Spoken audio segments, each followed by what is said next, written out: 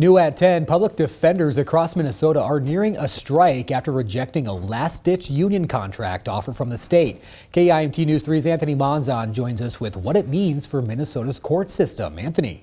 Well, Tyler, in a first for Minnesota, members of a union representing more than 700 public defense attorneys, investigators, and support staff have authorized a strike after overwhelmingly rejecting a contract offer the Minnesota Board of Public Defense called its, quote, last, best, and final offer. That union, Teamsters Local 320, says the offer failed to address longstanding and rampant issues of extreme caseloads, high turnover, low employee morale, and pay inequities.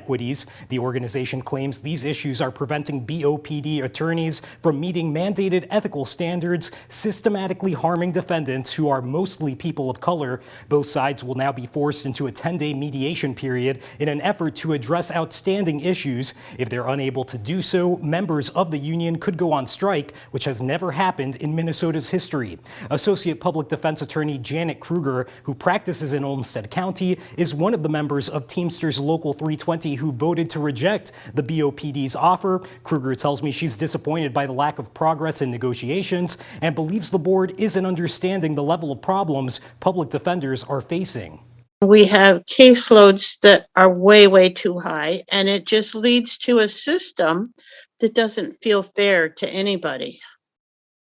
And the situation is such that either it needs to be addressed or we maybe need to acknowledge that we just can't have a fair justice system.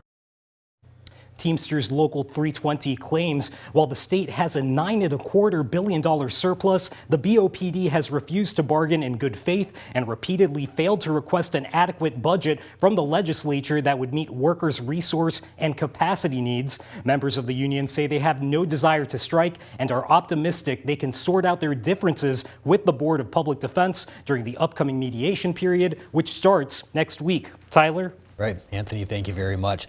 Now, the Minnesota BOPD employees represent between 80 and 90% of criminal defendants in the state. In a January survey, 81% of attorneys who responded said their clients are frequently subjected to unnecessary or prolonged pretrial detention.